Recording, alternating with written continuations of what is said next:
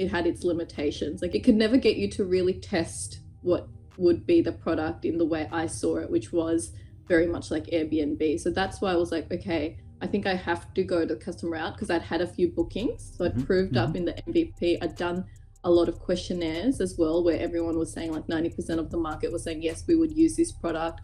So for me, it was like, I really need to get a real MVP with real ability to collect money, rather than tell people, yes, I did this booking, which was not captured within a data. So from an investment point of view as well, that you need to show, yes, the data is there and I am collecting, not just in Excel that I was like, it's a custom process. Yeah, you want to follow it all through, get it. Okay. Now you're in that position, you're basically, all right, we need to build something for ourselves.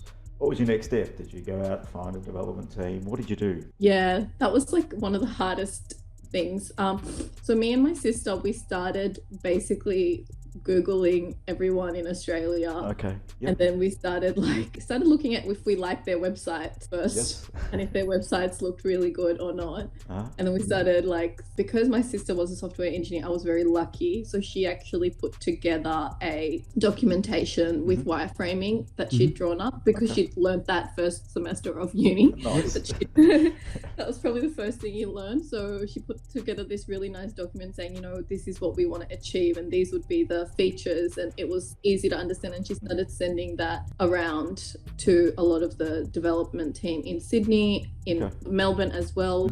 And then some people came back and some people didn't, because the development teams, I think we were reaching out to, they were either very big or they didn't take it seriously.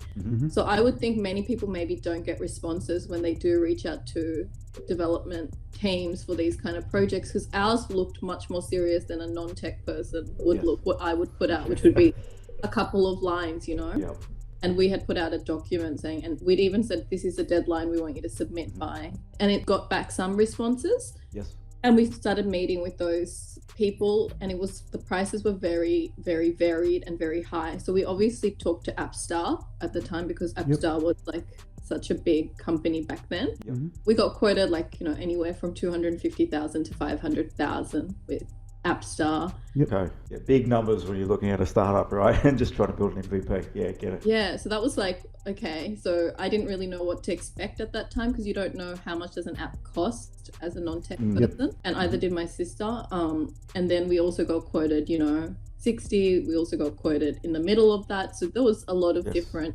variations in that. Did you understand why the variations existed, or you were pretty much unknown as to what? No, I didn't know. Okay. I don't think as a non-tech person you can really understand. Now I can reflect, and I would ask different questions, such as how many people are you going to have in my team, who are you going to put on, how much. I could see that in Australia there was not going to be any dedicated team at all.